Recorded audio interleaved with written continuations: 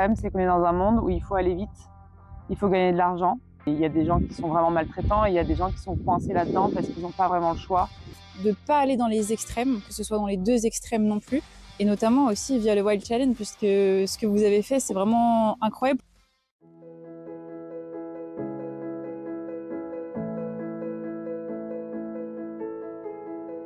Je m'appelle Maureen, j'ai bientôt 35 ans et je suis propriétaire de Sirius et Dolia, deux selles français de 12 et 13 ans qui ont beaucoup de problèmes de santé. Et j'étais ingénieure dans l'agroalimentaire et je suis en reconversion avec comme rêve ultime d'ouvrir ma propre écurie. Sirius, c'est mon premier cheval que j'ai acheté en 2018. C'était vraiment réfléchi, je voulais faire les choses bien, etc. Et puis évidemment, j'ai tout fait de travers, n'est-ce pas? Et c'était un cheval c'est toujours un cheval très anxieux, très stressé. C'est un cheval qui on pense, a été mal débourré ou tapé. Enfin, il avait des réactions assez violentes quand je levais les bras ou quand on montait à cheval, il partait en saut de mouton. On pouvait pas ressangler, si on enlevait le manteau, le stick, tout ça, très inquiet. Donc là, en fait, je l'ai mis à l'arrêt pendant 1 an pendant qu'il a eu sa tendinite. On a repris un peu tranquillement, beaucoup de travail à pied. Et là, je focalise énormément sur la relaxation. En fait, mon but, parce qu'il sait sauter, on a déjà tourné jusqu'à 1m25 en concours, il sait faire. Là, ce qu'on veut, c'est vraiment qu'il soit détendu, relâché et qu'il soit pas trop stressé. Alors au départ, c'est un cheval qui fuyait beaucoup. Et je pense que c'était à cause de ses douleurs. Et peut-être de son éducation aussi, donc il allait assez vite, donc on montait un peu dans les morts, dans la dureté des morts, pour m'aider à avoir un peu de contrôle, etc. Sauf que en apprenant, en me renseignant, je me suis dit qu'en fait le problème c'était pas lui, c'était plutôt moi, et que à force de vouloir aller trop vite, aller sauter en concours très rapidement, on oubliait le temps qu'il fallait pour que moi je m'éduque, que j'améliore ma monte, que j'améliore ma technique. Et du coup, c'est ça que j'ai décidé de faire il y a 2 ans. J'ai voulu reprendre toutes les bases et apprendre à monter sans les mains. Parce que je me suis dit, normalement, tu n'es pas censé avoir besoin de tes mains. Tu es censé avoir besoin de tes mains juste pour la précision. Ça ne me dérange pas de monter avec un mors, mais ça doit être pour venir apporter la précision finale quand il y en a besoin. Ça a été un long travail parce que Sirius, dès que tu lâches la main, il panique. Il a tellement eu l'habitude d'être entièrement encadré, il n'est pas du tout autonome. Donc il y a eu un gros travail là-dessus. Je pars du principe qu'à partir du moment où on est gardien d'un animal, on se doit de lui offrir au moins ce qu'il aurait eu dans la nature. Donc j'essaye de me rapprocher au maximum de ses besoins fondamentaux sans oublier la notion de confort.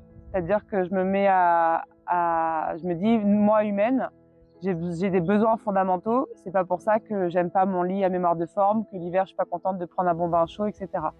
Donc j'essaye au maximum qu'il ait des copains, de la fibre à volonté, une alimentation adaptée, de gérer, mais c'est aussi de gérer ses douleurs pour qu'il soit bien dans sa peau, bien dans sa tête.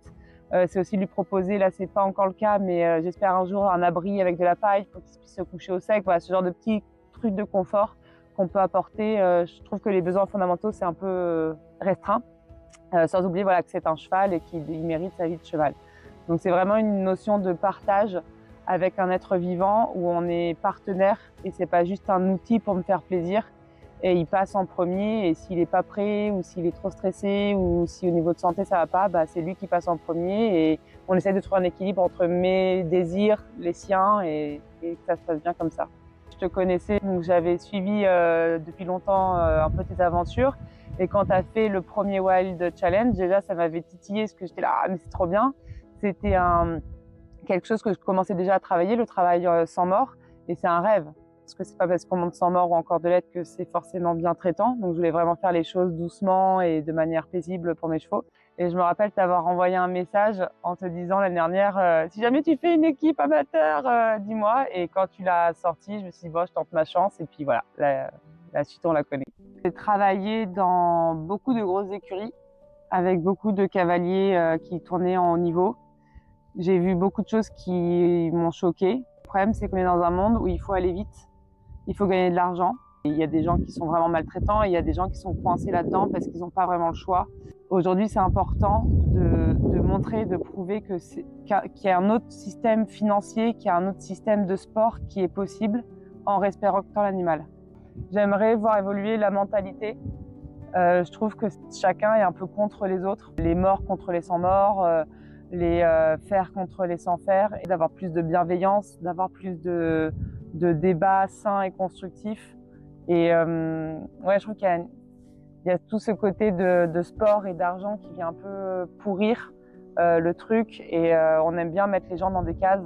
Et je trouve ça vraiment dommage. Le milieu du cheval, même au niveau professionnel, depuis que je me suis reconvertie, tout le monde me dit que j'en ai pas les épaules, que c'est dur. Et j'aimerais bien montrer que non, c'est pas obligé d'être dur, c'est pas obligé d'être pas rentable, c'est pas obligé de faire des heures sous la flotte à montrer que ouais, on galère. C'est possible de sortir un peu de cette manière dont on faisait à l'époque, et au niveau des chevaux, au niveau de l'humain, de travailler, de profiter de ses chevaux, tout en respectant et le cheval et l'humain. Si on peut rajouter la planète avec, c'est sympa, quoi. Pour faire le point un peu sur où est-ce qu'on en est avec Sirius au niveau de la saison 2024-2025 et de notre participation au championnat de France dans le cadre du Wild Challenge, on ne participera pas au championnat. Le travail cet hiver n'a pas été suffisant, mais il n'est pas au top. Et je vous l'ai dit, c'est un cheval qui est très anxieux, qui est très stressé. Et je veux pas lui mettre le stress à vite, refaire du saut, vite, se repréparer, vite, se qualifier. Je préfère dire stop maintenant, le respecter son rythme à lui. C'est un cheval qui a besoin d'aller lentement.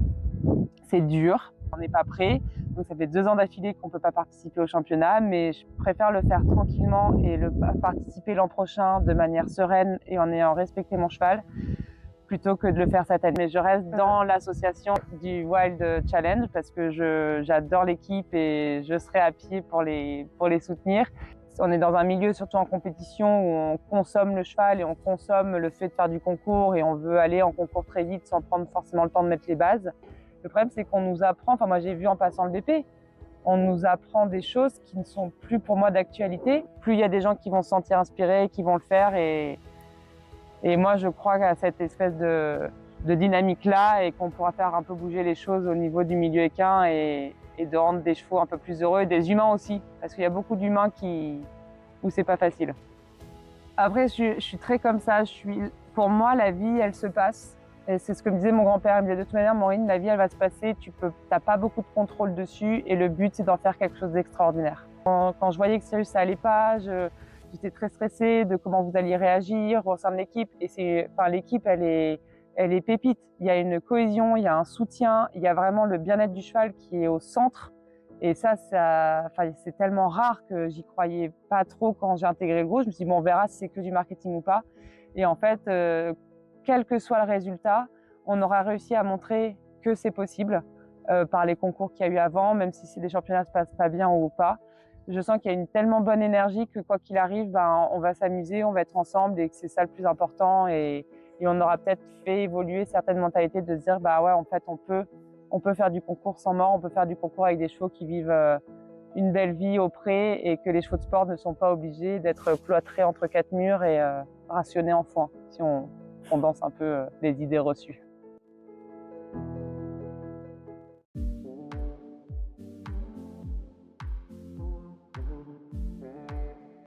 Moi, je m'appelle Sarah, j'ai 25 ans maintenant, et en fait, j'ai créé Jeannette il y a à peu près 2-3 ans de ça. Je suis la fondatrice de Jeannette. Donc, Jeannette, c'est une marque de produits de soins naturels pour les chevaux.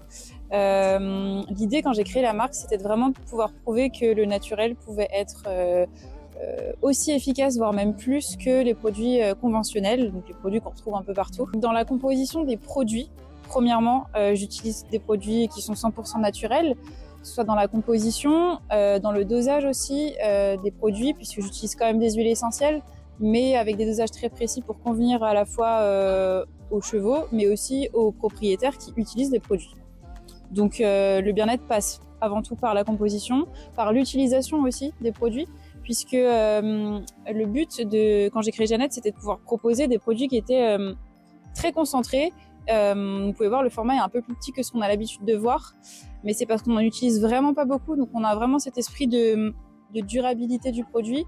On n'en utilise pas beaucoup, c'est très efficace, et voilà, le produit fonctionne, donc on n'a pas besoin d'en mettre 10 tonnes et d'en mettre tous les jours. Donc j'ai créé ça à travers plusieurs gammes de produits, pour la peau, pour les crins, pour les sabots. Jeannette, c'est la contraction du prénom de mes 2 ponettes de cœur, Jasmine et Violette. Jasmine qui est plus là malheureusement, mais elle reste encore ici à me suivre dans l'aventure. Donc ça me fait vraiment plaisir d'avoir pu les mettre en valeur à travers la marque. Je monte à cheval. Je monte à cheval en club depuis très très très longtemps. Quand j'ai créé l'entreprise, je manquais beaucoup de temps. Je prenais moins le temps de m'occuper d'eux, d'observer. J'avais trop de choses dans la tête. Et en fait, je me suis rendu compte que ça leur convenait pas parce que je les observais plus assez. Et donc, je me suis vraiment rendu compte de ça. Et maintenant, j'essaye de vraiment les observer, de faire du travail à pied. Je suis un peu comme la bergère, je les laisse en liberté, je m'assois et puis je les regarde. Puis j'observe leur comportement et je trouve que c'est hyper complémentaire de la monte à cheval parce que je continue de monter à cheval. Alors j'ai entendu parler du Wild Challenge sur Instagram, j'ai trouvé ça vraiment cool et audacieux de pouvoir faire ça. Et c'est ce que j'essaye de véhiculer aussi dans les produits puisque les produits que je propose sont aussi un peu audacieux dans cette idée de recentrer le bien-être des chevaux.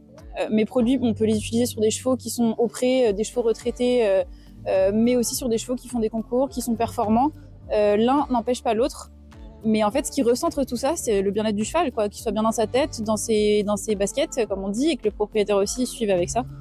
Donc, je trouvais que c'était assez cohérent et ça matchait vraiment bien. Bien sûr, il y a du blanc, il y a du noir dans toutes les disciplines, hein, que ce soit dans le classique, dans le western, dans l'équitation d'extérieur. Mais le but, en fait, c'est de pouvoir trouver un équilibre entre les deux, de pas aller dans les extrêmes, que ce soit dans les deux extrêmes non plus. Je suis convaincue qu'on peut trouver un équilibre entre les deux.